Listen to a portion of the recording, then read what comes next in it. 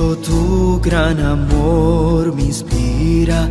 Cristo, tu gran amor me anima, pues tu luz ilumina la oscuridad. Tu verdad me conduce a la libertad. Brilla en mí, brilla en mí, brilla Jesús, danos hoy la luz que da tu gloria, pues tu calor trae paz y amor. Ven como el sol de justicia y misericordia, brilla Jesús, danos hoy tu luz.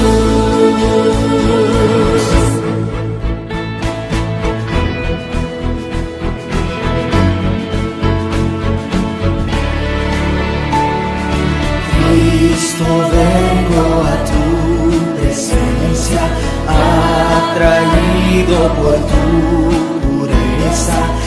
Examina mi vida y pruébame, limpia toda maldad con tu sangre. Brilla en mí, brilla en mí, brilla Jesús, danos hoy la luz que da tu gloria, pues tu calor trae paz y amor. Ven como el sol de justicia y misericordia, brilla Jesús, danos hoy tu luz. Brilla Jesús, danos hoy la luz que da tu gloria, pues tu calor trae paz y amor. Ven como el sol de justicia y misericordia, brilla Jesús, danos hoy tu luz.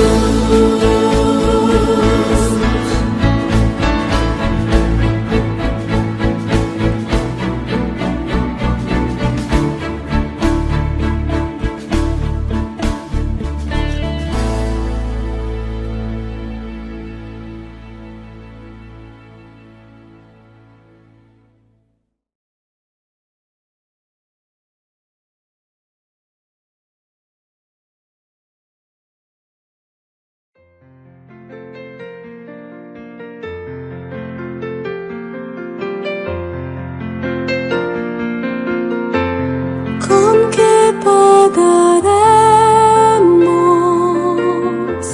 amor tan inmenso que diste tu vida por el pecador? En cambio recibes la ofrenda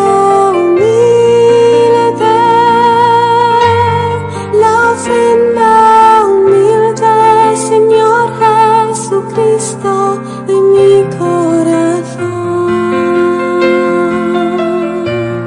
La ofrenda humilde, Señor Jesucristo, de mi corazón. Y cuando la noche extiende su manto, mis ojos en llanto en ti fijaré. alzando mis ojos, veré las estrellas. Yo sé que tras ellas, cual Padre amoroso, tú velas por mí. Yo sé que tras ellas, cual Padre amoroso, tú velas por mí.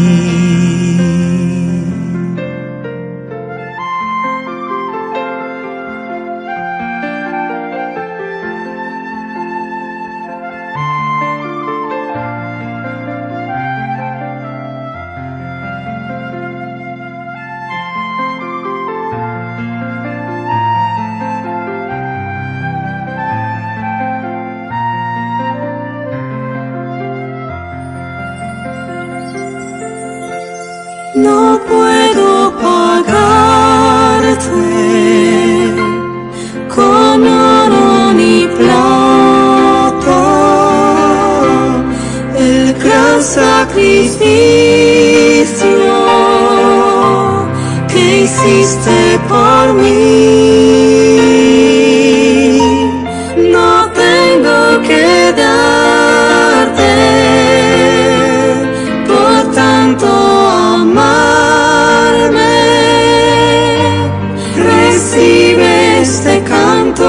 mezclado con llanto en mi corazón.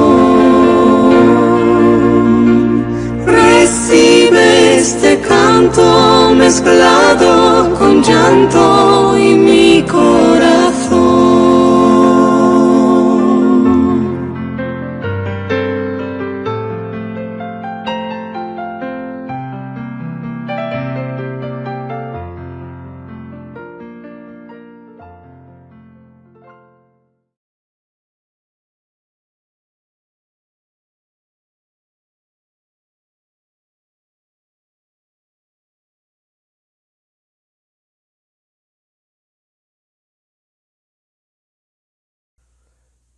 Muy buenos días, estimados hermanos y amigos.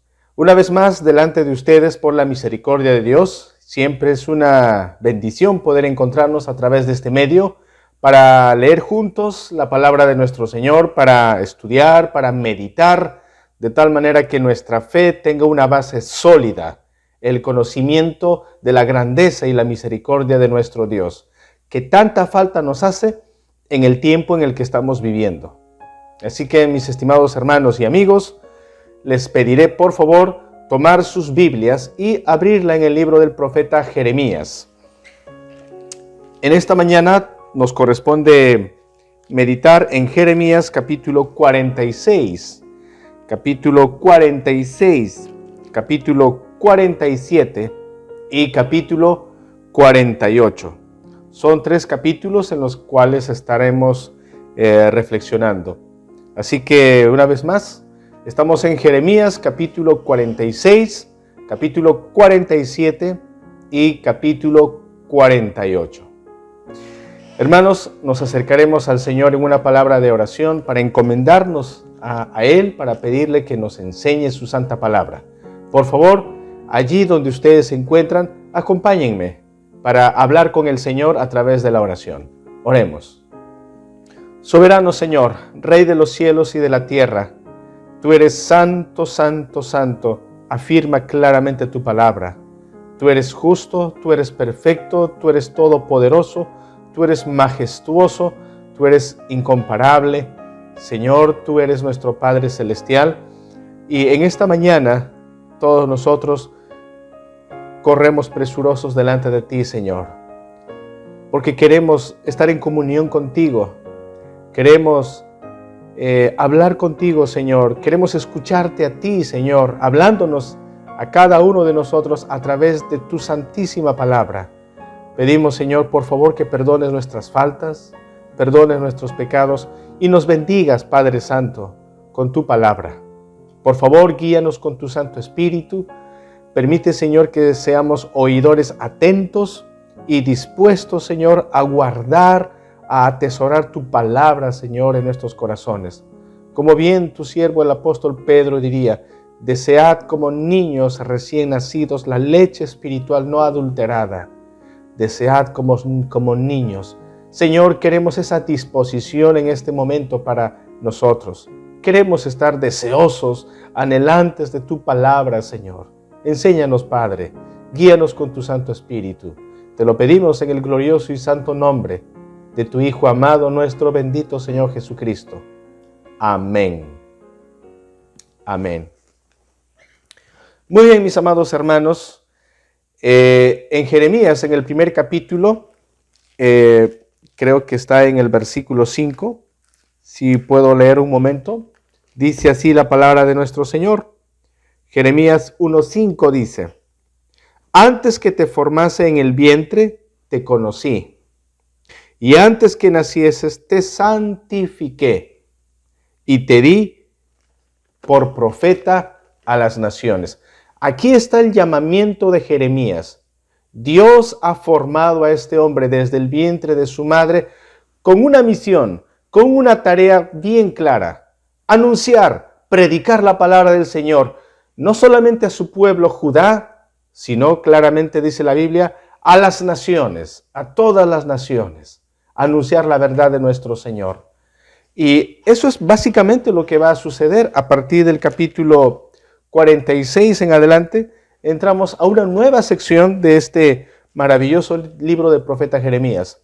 Del 46 hasta el final, vemos al profeta Jeremías ahora sí anunciando, profetizando, predicando a las naciones circundantes al pueblo de Judá. Entonces, el tema que vamos a desarrollar en esta mañana lleva por título: Dios humilla al poderío de las naciones. Dios humilla al poderío de las naciones. Es que Dios le va a mostrar a las naciones lo frágiles que son, lo débiles que son, lo inútiles que son en la esfera espiritual para agradarle a Dios, para estar bien con Dios y para reconciliarse con Él. Dios va a demostrar que la sociedad entera y el mundo entero, por sus propios medios y esfuerzos, jamás podría estar bien con Dios. Necesitamos que Dios mismo resuelva ese problema. Entonces, Dios humilla a las naciones, al poderío de las naciones. Y nuestra meditación está dividido en 3 segmentos. Obviamente cada capítulo corresponde a un segmento. El capítulo 46 lleva por título: El poder humano sometido y castigado. Repito, todo el capítulo 46 le he titulado de la siguiente manera: El poder humano sometido y castigado. El ejemplo de Egipto. El segmento número 2 en nuestra meditación es el capítulo 47. La desesperación de quienes intimidan. La desesperación de quienes intimidan. Obviamente aquí hablando del pueblo de los filisteos. Dios va a confrontar también a los filisteos. Y en tercer y último lugar, nuestra reflexión está en el capítulo 48. La seguridad económica quebrantada. La seguridad económica quebrantada, la fragilidad de los bienes materiales que es quebrantado por Dios. Muy bien, mis amados hermanos, entonces les pido por favor que estemos muy atentos. Son 3 capítulos. Yo voy a leer únicamente algunos versículos principales. Posteriormente en casa es menester leer todos estos 3 capítulos, pero leeré algunos versículos principales que nos ayudarán a enfocar nuestros pensamientos en la obra de Dios, el mensaje de Dios a las naciones. Muy bien, la proposición de nuestra prédica en esta mañana dice así: el carácter orgulloso y autosuficiente del incrédulo es derribado por Dios, quien usa diversas circunstancias soberanamente y sobrenaturalmente para demostrar la nulidad de los esfuerzos humanos, teniendo como objetivo que el incrédulo conozca a Dios.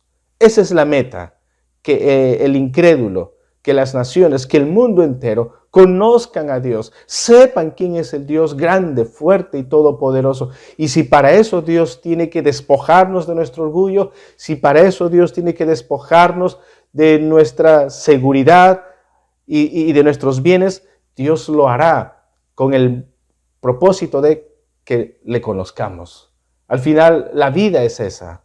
La vida es que estemos bien con Dios, que le conozcamos a Dios, que conozcamos a Cristo Jesús. Muy bien, mis amados hermanos, entonces empecemos con el primer punto. El poder humano sometido y castigado. Corre el año 605 a.C. y se desarrolla la guerra más importante, el confrontamiento bélico más importante en esa época. Dos grandes potencias mundiales se están disputando el control del mundo.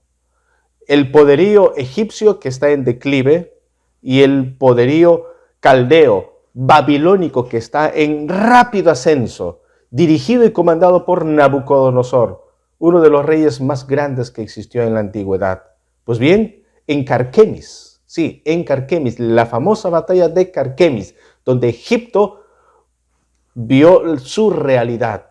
Si vemos aquí, claramente dice así en Jeremías 46, del 1 en adelante, dice: palabra de Jehová que vino al profeta Jeremías contra las naciones. Con respecto a Egipto, contra el ejército de Faraón Necao, rey de Egipto, que estaba cerca del río Éufrates en Carquemis, a quien destruyó Nabucodonosor, rey de Babilonia, en el año 4 de Joacim, hijo de Josías, rey de Judá. Escuchen lo que dice, hermanos, aquí. Preparad escudo y pavés, y venid a la guerra. Uncid caballos y subid, vosotros los jinetes, y poneos con yelmos, limpiad las lanzas, vestíos las corazas. Aquí está Egipto armándose con todo lo que tiene.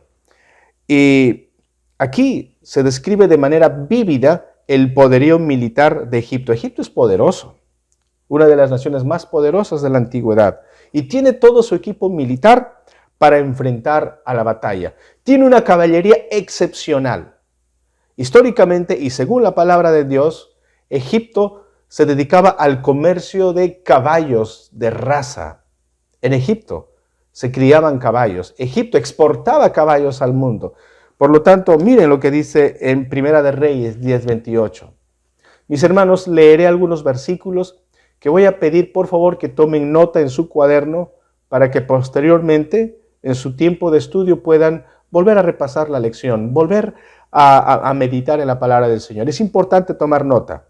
Fíjense, Primera de Reyes capítulo 10, versículo 28, dice lo siguiente, hablando de la caballería y del comercio con caballos de Egipto. Dice así: y traían de Egipto caballos y lienzos a Salomón, porque la compañía de los mercaderes del rey compraban caballos y lienzos. Egipto se dedicaba al comercio, a la exportación de caballos. Por lo tanto, como vemos aquí, eran feroces para la batalla. Pero Babilonia, comandado por Nabucodonosor, fue totalmente superior a los egipcios. Egipto fue dominado por el miedo, el terror, y eso es lo que dice en el versículo 5, dice: ¿por qué los vi medrosos, retrocediendo? Sus valientes fueron deshechos y huyeron sin volver a mirar atrás. Miedo de todas partes, dice Jehová. No huya el ligero ni el valiente escape. Al norte, junto a la ribera del Éufrates, tropezaron y cayeron. ¿Quién es este que sube como río y cuyas aguas se mueven como ríos? Egipto como río se ensancha y las aguas se mueven como ríos. Y dijo: subiré, cubriré la tierra, destruiré a la ciudad y a los que en ella moran. Así es, Egipto realmente quería dominar el escenario mundial, como el río, como el delta del Nilo que cubre una extensa masa de tierra. Egipto quería dominar. Egipto era soberbio. Egipto estaba confiando en su poder, en este caso en su poder militar. Y miren lo que dice el Señor en Isaías 66:19. Dice así: Y pondré en ellos señal, y enviaré de los escapados de ellos a las naciones, a Tarsis, a Fud y Lud, que disparan arco. Subrayen esa última frase. Y Lud, que disparan arco. ¿Por qué he leído esto, hermanos? Porque Egipto no solamente confiaba en su poderío militar, en su fuerza. Egipto tenía mercenarios. Egipto tenía contratado ejércitos, soldados muy bien entrenados, incluso para tirar el arco. Dice claramente aquí en el versículo 9, subid caballos y alborotaos carros, y salgan los valientes, los etíopes y los de Put, que toman escudo, y los de Lud, que toman y entesan arco. Aquí está. Aquí está. Sin embargo, Dios castigará. Bueno, Dios, en la batalla de Carquemis, Dios castigó a Egipto. ¿Cuál es la lección para nosotros, mis estimados hermanos? Bueno, primero que nada, Dios es soberano. Dios tiene el control de todo. Dios le dio el poder a Nabucodonosor. Dios engrandeció a Babilonia para utilizar a Babilonia como una herramienta, como un instrumento de juicio a esa nación tan malvada, a esa nación tan soberbia y tan arrogante como son los egipcios. Dios castigó entonces el orgullo del faraón Necao. Y algo importante que recalcar aquí, mis hermanos, para nosotros. Nos queda bien en claro que si hay algo que Dios detesta en este mundo es la soberbia y el orgullo. ¿Cuántas veces el ser humano, nosotros, podemos llegar a ser altivos y soberbios, probablemente confiando en nuestros recursos? Confiando en Egipto confiaba en su poderío militar. Tal vez nosotros podríamos llegar a confiar en nuestras habilidades, podríamos llegar a confiar en nuestros dones, podríamos llegar a ensoberbecernos y a decir, bueno, yo soy bueno en esto, yo soy el mejor en lo que hago, esto es fácil para mí, soy el especialista en esto. Y Dios ve con desagrado a aquel que es orgulloso. A veces uno puede, vuelvo a repetir, enorgullecerse de sus habilidades. La gloria es para Dios. Es Dios quien nos da habilidades, es Dios quien nos da capacidades, Dios. Pero no solamente eso, sino que Egipto confiaba no solo en su poderío militar, sino confiaba en su sabiduría, en su religión. Del versículo 13 en adelante vemos claramente que el faraón ya va a atacar a Egipto. Lo anterior era la batalla de Carquemis. Egipto fue demolido, sus mercenarios perdieron. Ahora Egipto va a atacar, Babilonia va a atacar a Egipto.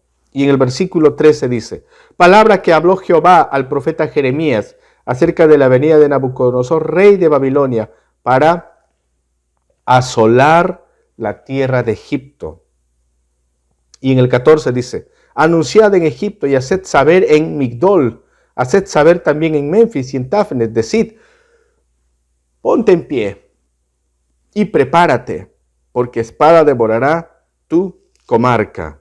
Versículo 15. ¿Por qué ha sido derribado tu fortaleza?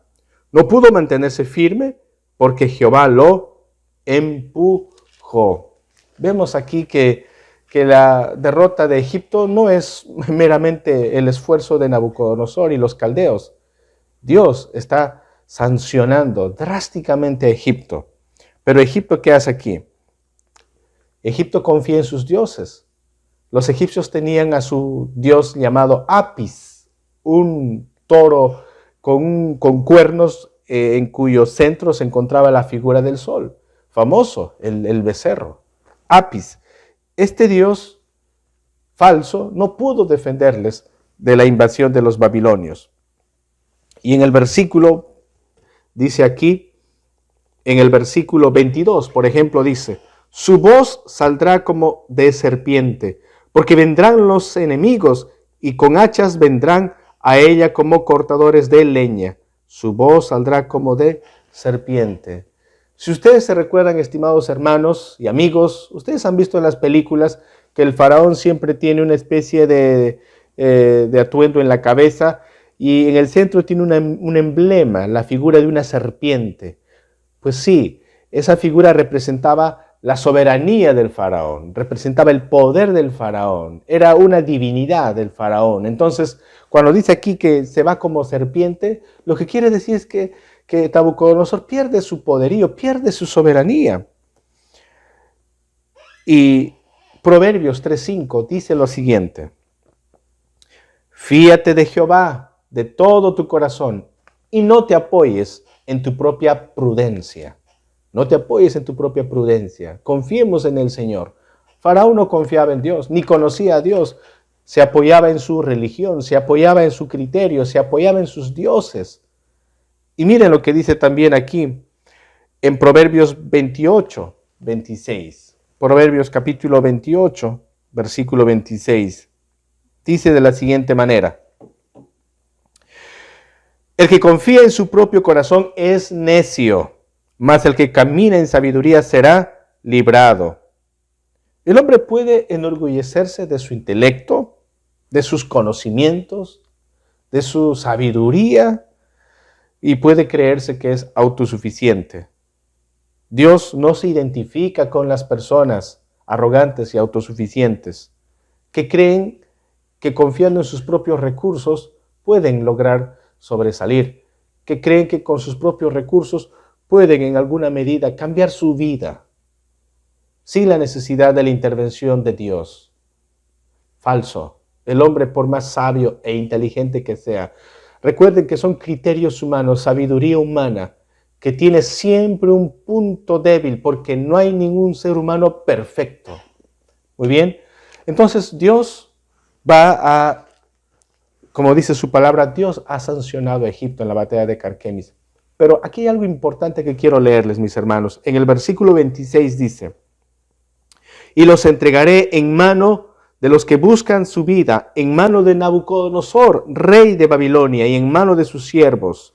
Y escuchen esto, mis hermanos, esto es muy importante.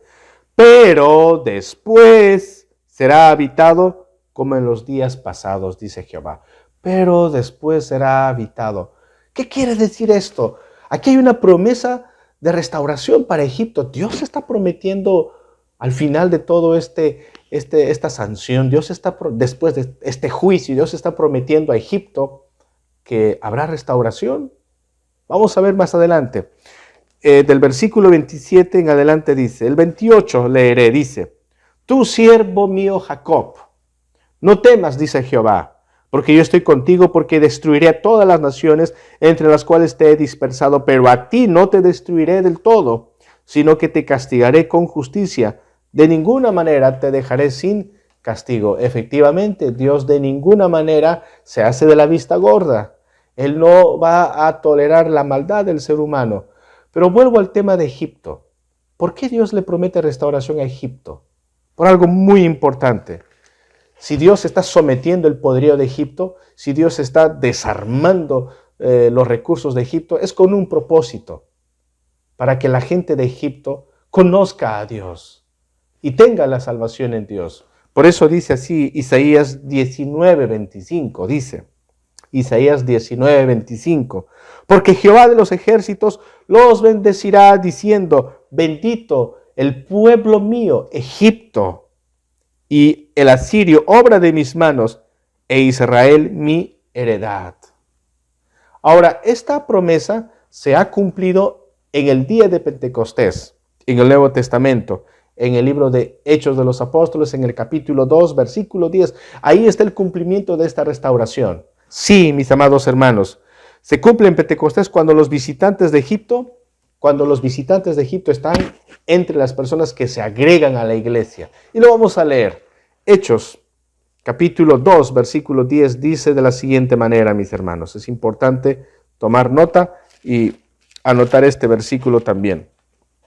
Hechos 2:10 dice, en Frigia y Panfilia, en Egipto y en las regiones de África, más allá del Cirene, y romanos aquí residentes, tanto judíos como prosélitos. Versículo 11, cretenses y árabes, los oímos hablar en nuestras lenguas las maravillas de Dios.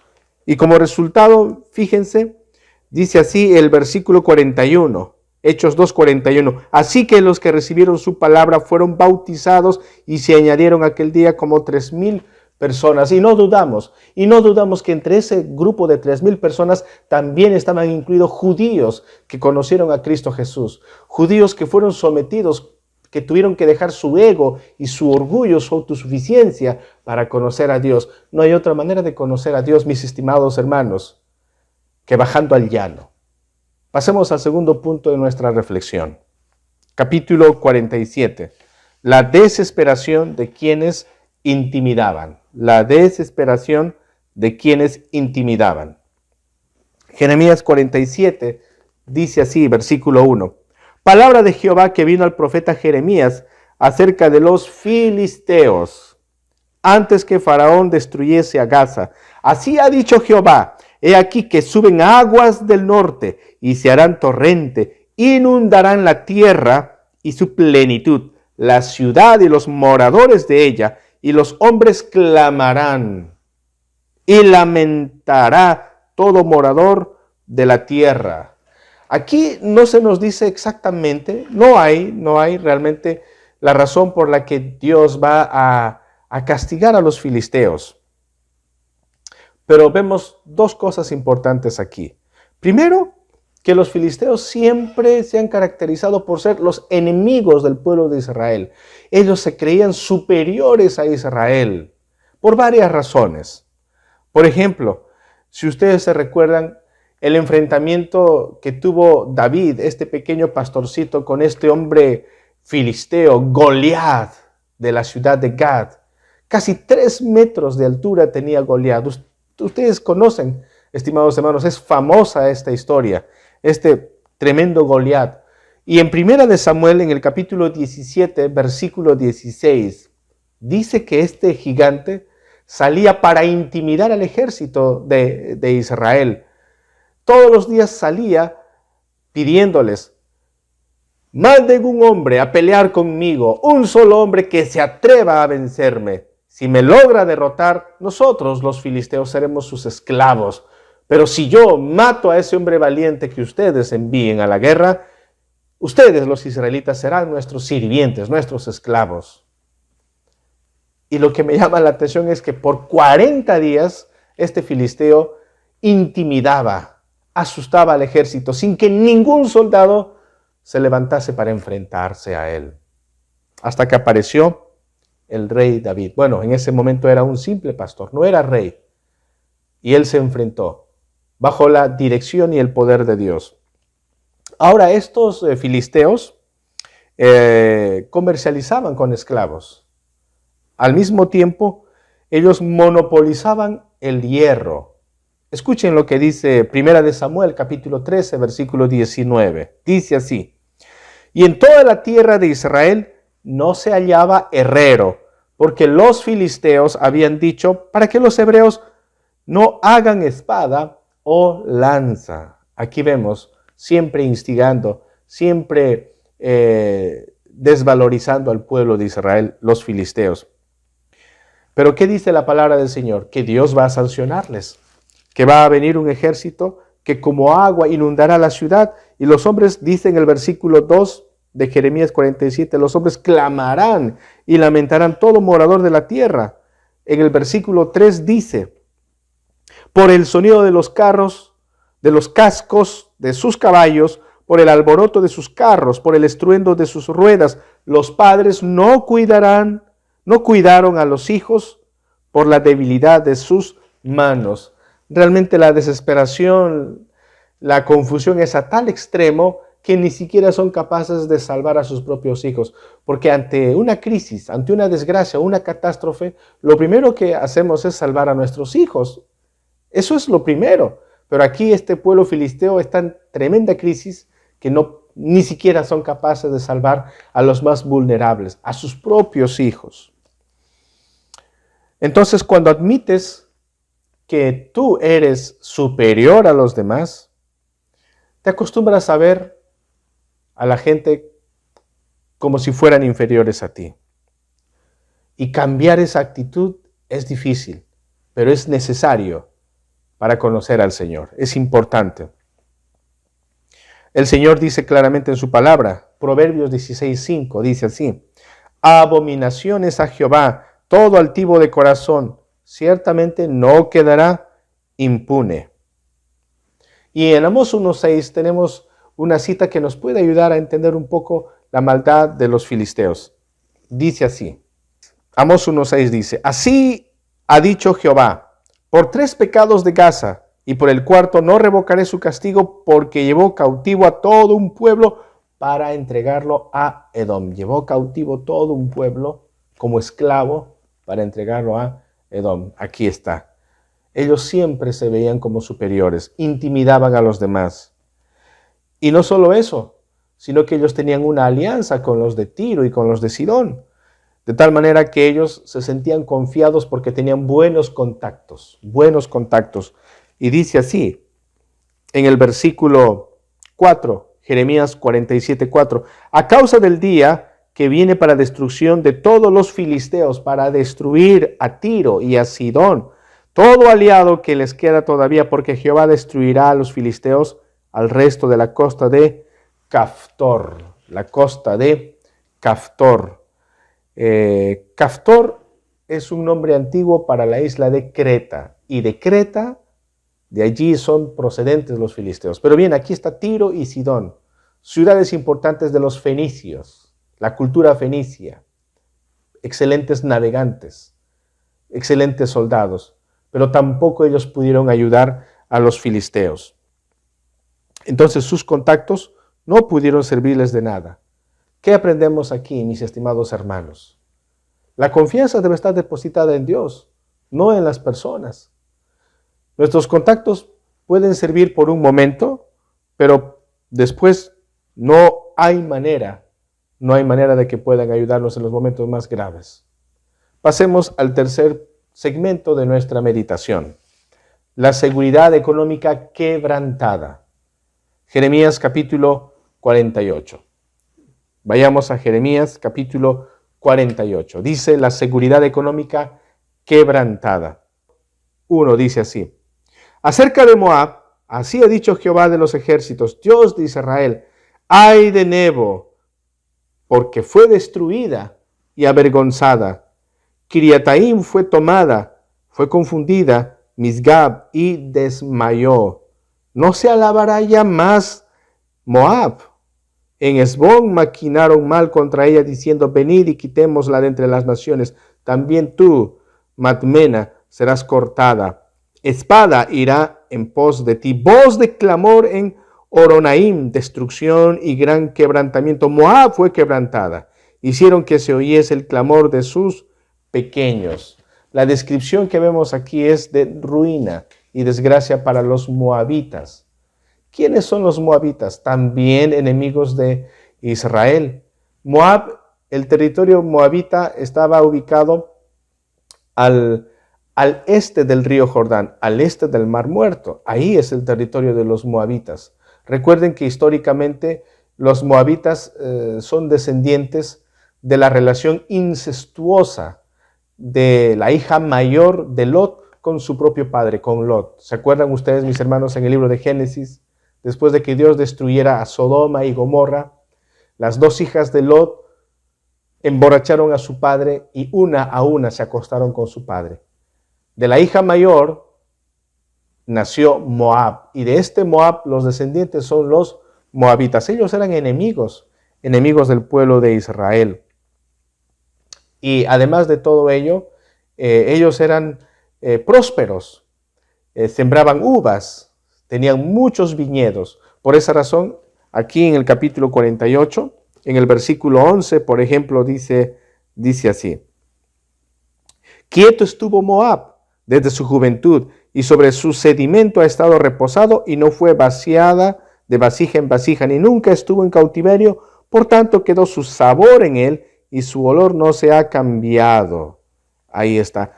Aquí tenemos la ilustración de la viña. Moab era próspero. Moab tenía tierras para el cultivo.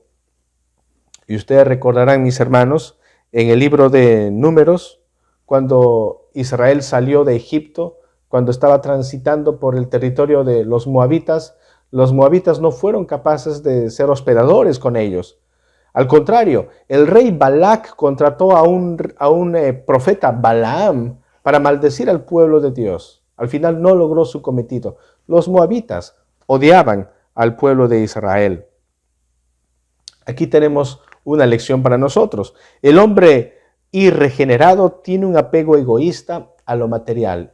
Y esa es la razón por la que Dios va a castigar a los moabitas. Dice el versículo 7, pues por cuanto confiaste en tus bienes y en tus tesoros, tú también serás tomada.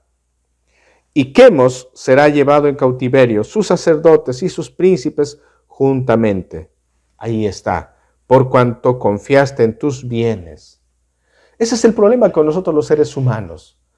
Cuando tenemos la solvencia económica, cuando tenemos los recursos materiales suficientes para nuestra vida y aún más todavía, tenemos la tendencia a confiar más en estos bienes que en Dios. Tenemos la tendencia a elevar nuestro ego. Eso fue lo que pasó con el pueblo de Moab. Por eso miren lo que dice aquí en el versículo 18.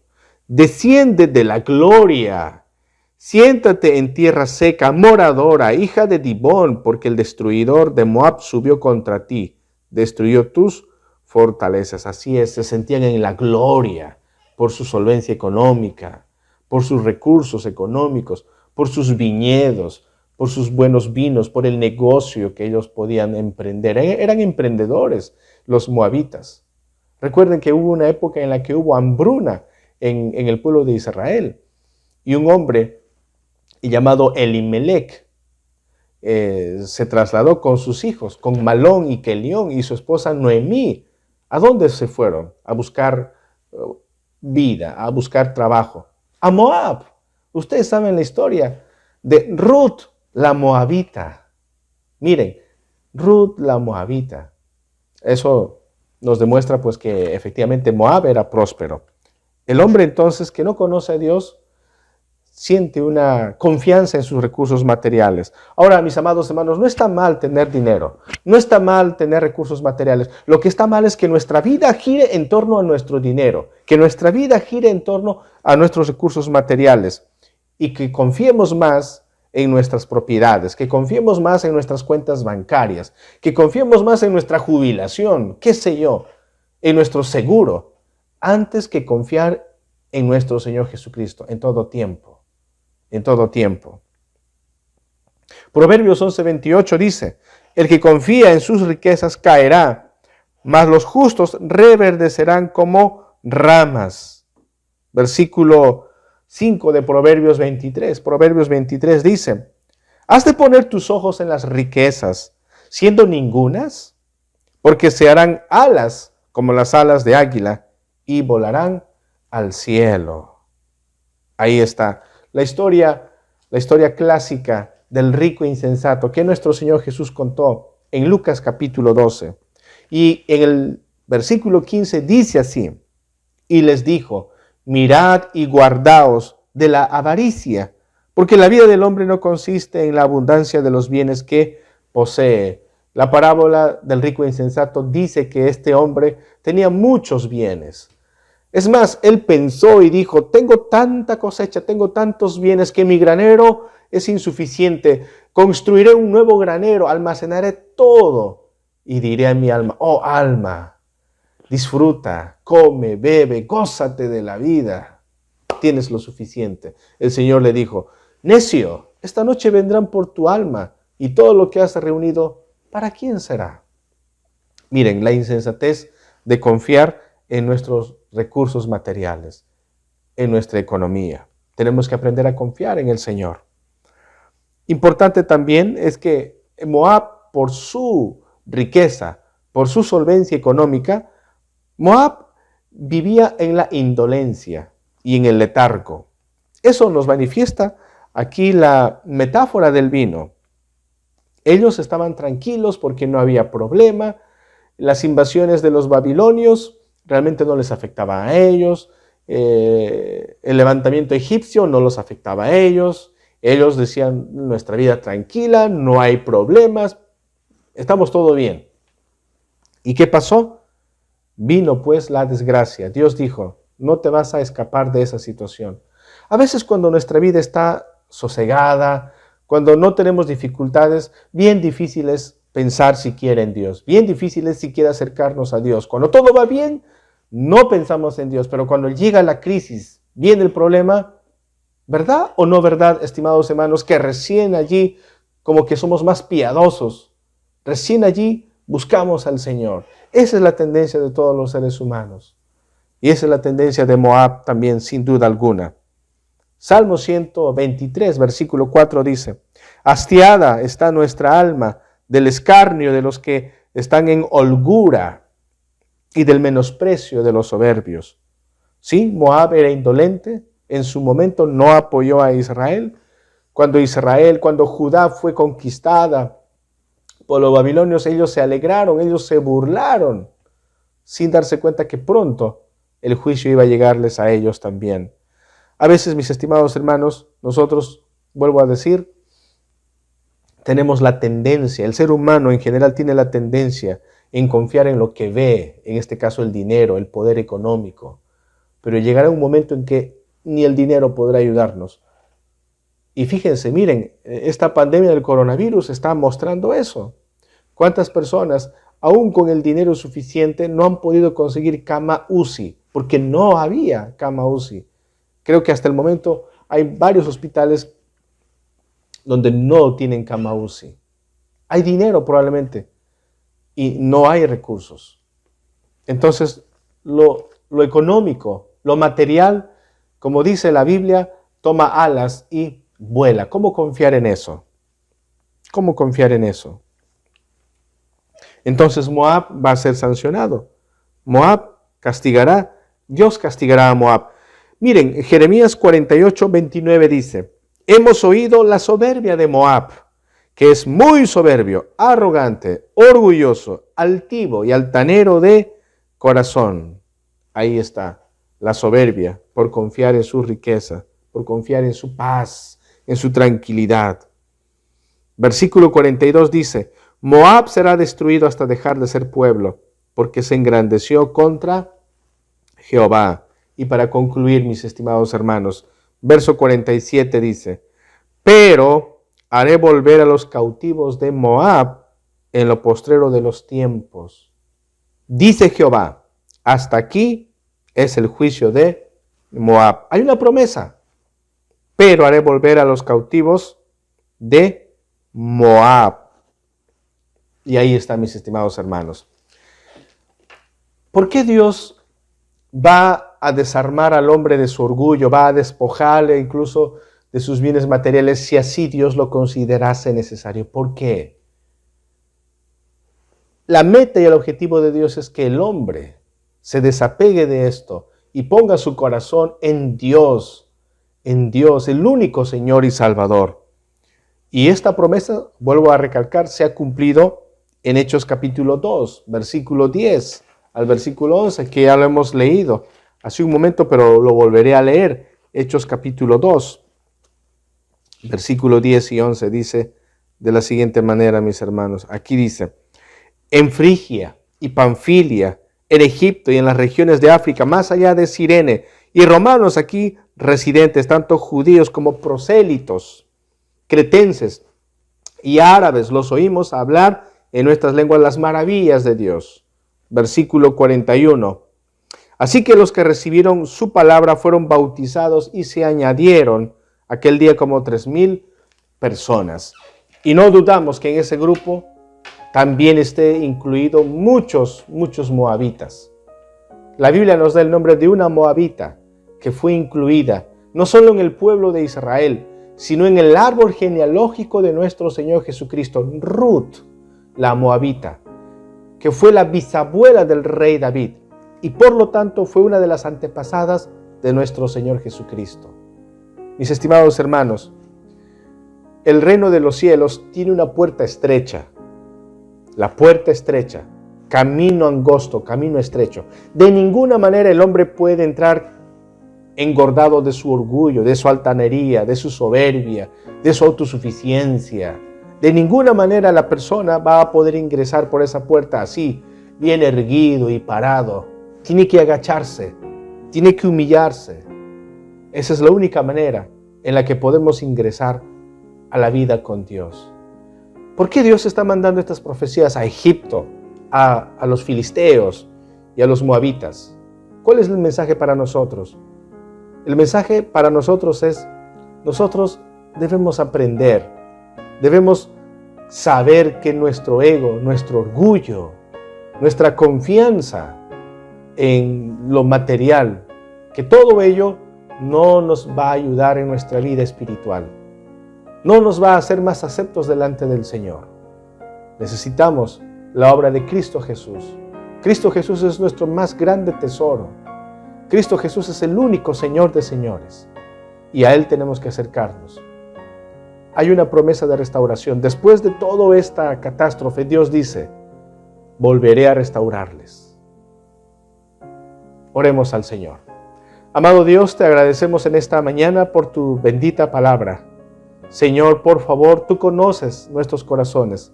Sabes, Señor, hasta qué punto estamos batallando con el ego, con la autosuficiencia. Sabes, Señor, dónde está depositada nuestra confianza. Realmente no podemos ocultar nada delante de tus ojos. Perdónanos, Señor. Si en algún momento, Señor, tenemos la tendencia o la tentación de querer jactarnos porque somos buenos en tal cosa, porque somos inteligentes, o tal vez porque tenemos dinero e intimidamos a los demás, tal vez con nuestra actitud superior a otros. Perdónanos por esa actitud, Señor. Queremos ser como tú, amado Señor Jesús, manso y humilde de corazón. Y queremos, Señor, una vez más asimilar y entender que para entrar, Señor, a estar contigo necesitamos humillarnos ante tu presencia. Sí, Señor, porque aquí el único grande y poderoso eres tú, bendito Señor. Padre bueno, bendice a tu pueblo en esta mañana. Bendice a tu iglesia, Señor. Y permite, Señor, que cada día te conozcamos y que cada día confiemos en ti y atesoremos tu palabra en nuestros corazones. En Cristo Jesús oramos. Amén. Que Dios les bendiga, mis estimados hermanos.